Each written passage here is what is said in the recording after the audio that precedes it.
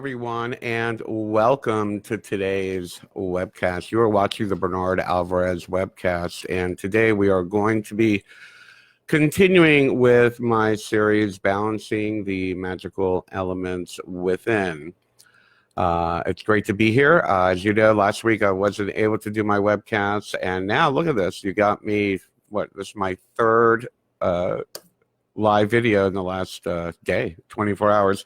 Many of you may have been able to watch it last night. I was on the Spirit World Travel Facebook page discussing my new book, and I'll talk a little bit more about that later. And then, of course, earlier yesterday evening, I was on talking a little bit about the inner engineering course that I had taken.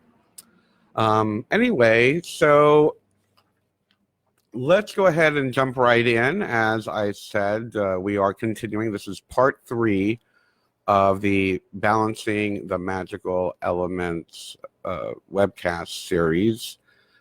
And today we are going to move on to my second favorite element, which is fire. Now, fire is associated with the energy of life. The Buddha defined the fire element by that which one is warmed, ages, and is consumed, and that by which what is eaten gets completely digested. Pretty intense. In other words, fire element within us is our metabolism. It's our energy. It's how we transform fuel, the fire element that is outside of us, how we transform it within us into energy through our metabolism. And that's one of many ways that we can utilize fire, or how fire is utilized. In nature, of course, fire is seen as the passion behind creation. It's also on the polar opposite end of the spectrum. Fire is the obsession behind destruction. And of course, destruction is not always something that is negative. It is just a part of nature. When we see a forest fire sparking from that one little ember that creates this forest fire blaze that tears down all the old growth, it allows for the new seedlings to come up through the surface. In ceremonial magic or Western occult practices, as well as the tarot, fire is associated to the wands or the rods. So those of you that might have seen a tarot card and wonder what those sticks or wands are, the element associated with that is fire. In magical ritual, if you subscribe to Western esoteric tradition, your wand, there's a fire wand, and that, of course, represents will and transformation, which is what we're going to be getting into in just a few moments. In magic or spells or intention work, the element of fire is related to energy, chi energy, male, masculine, assertive energy, transformational energy. It's also related to sexuality, to passion, to love. It's also associated with authority, transformation, purification, fire purification, destruction, will meaning our higher will, our magical will, our intentional will, creativity, ingenuity, innovation, invention, protection.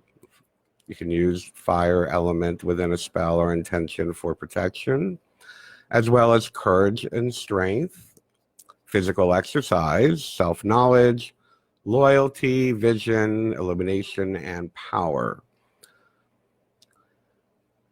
The fire element is represented by the sun and its light. How do we feel fire in nature? We stand under the sun, we can feel the element of fire, as well as the stars in the sky at night. Just because it's nighttime and it might be cooling off, those stars are fire. Those are the element of fire. On the planet, it's represented by the deserts and volcanoes. Again, fire is the element of transformation. And we can tap into it to invigorate and infuse our courage, our strength, our passion, our creativity. And just on an off note, I've been having this discussion with multiple people lately, and I feel like I need to talk about it. Maybe as we're talking about fire, when we talk about courage, what is courage to you? And speaking with a client and a friend and a couple other people, there's something to be said about courage. Courage is not about being fearless. Courage is not about necessarily even having confidence.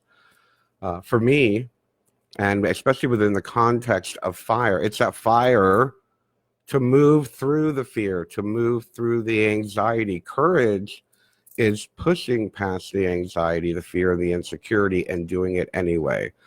A great example within the story of the Tarot would be the Fool card at the very beginning of the Fool's journey, where the Fool just leaps off the, Oedipus? No, that's another thing. He just leaps off the edge of the cliff into the unknown, and moving into the unknown anyway, whether we have fear or insecurity, is courage. Fire can help us tap into that. The fire element helps us tap into that.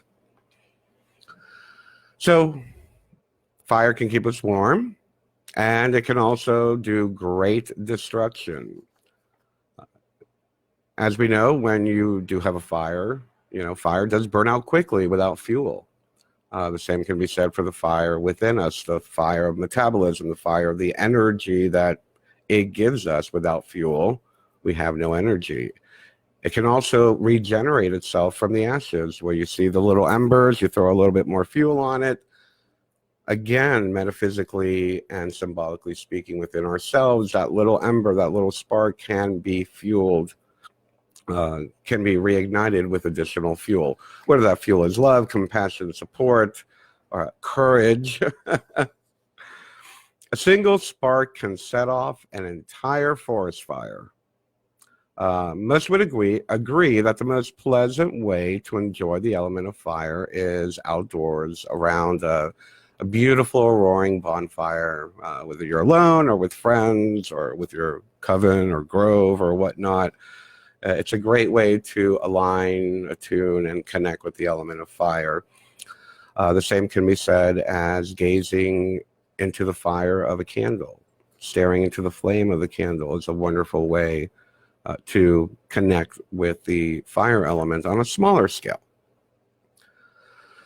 So today, of course, as we've been doing with this series on balancing the element of fire, or balancing the elements within us, we're going to do some contemplative and meditative work. So there's no need to get into closing your eyes or anything like that, but I would ask you to take a breath and just kind of follow along with me in your mind with your eyes open or closed. It doesn't matter, but let's give ourselves a moment to sit in contemplation and meditation of what the fire element is. So let's take a moment to experience right now. Just take a breath with your eyes open or closed. Let's bring our attention to our body, within our body, and experience the heat of your body. So what does that feel like? You can touch your arm, touch your palms, touch the back of your neck, feel the warmth of your skin. And then feel the cooler air. We breathe in contrast to the air we breathe out. Fire. Feel your heart pumping. And call to mind the myriad chemical combustions that are taking place on a cellular level. Sparks of electricity in our muscles, our nerves, our brain. Fire. All of this energy is borrowed from the fire outside of us. The fire element outside is the raw physical energy of the universe. From the nuclear fusion in the heart of the sun to the warmth of a cup of coffee, we all absorb the fire element from outside. From the molten core of our planet to the chemical energy stored in our food as fat, sugar, protein, fire, fuel. We feed the body by taking in the sun's energy embodied in plants, and for those of us who are omnivore or carnivore, from flesh, muscle, meat. We warm ourselves in the rays of the sun, either directly or, unfortunately, still through the burning of fossil fuels that grew in the sunlight of ages past. And we have to keep replenishing the body's fuel because the element of fire is forever leaving. It radiates from our skin. It's wafting away with our exhaled air. It's lost in the warmth of our body excrement every time we go to the bathroom or sweat.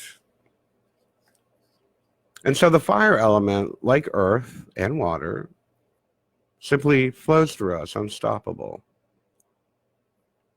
And as we observe the energy within the body, we can be aware that it's actually just another river of energy, another elemental river of a natural force passing through form. It's not ours. This is not me. This is not mine. I am not this. It is merely one of many natural forms and currents that move, swirl around us everywhere, are absorbed by us, and then, of course, released again.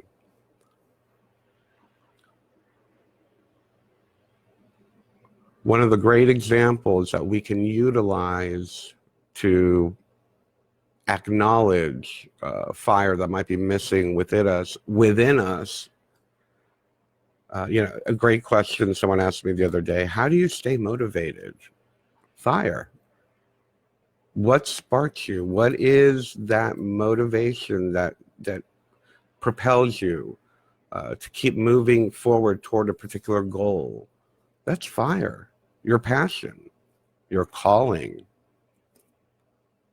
or that knowing that you don't want something, and because you don't want something, you're propelled and driven to move away from that into something better. That's fire. So if you ever want to get to know fire, feel what is your passion, feel what motivates you to continue moving forward, and you'll know that you have fire within you. Now, we just did fire today, and of course, we're going to move on to air. And then what's going to happen is at the end of all of these, we're going to be doing some exercises to balance all of them together. You might want to call that one spirit, the wholeness of spirit. Yes, I do consider spirit as the fifth element, but I'm not necessarily moving in that direction. I believe that, yeah, I guess so. Balancing all of them creates the wholeness of spirit. Maybe that's what I'll call the last of the series. But yes, next week we are going to be moving on to air. And the week after that, actually, I do have a special guest joining me. Miriam Delicato is coming on. She hasn't been on with me in, almost a year, I believe. But it'll be nice to have her on. And we're going to be talking about humanity, where we're at and where we're moving. Perfect to move on from the elemental series. Anyway, so I want to thank you all for joining me today. I look forward to seeing you all next week for the air element. And that's it. I love you. Have a wonderful week. I'll see you next time. Bye-bye.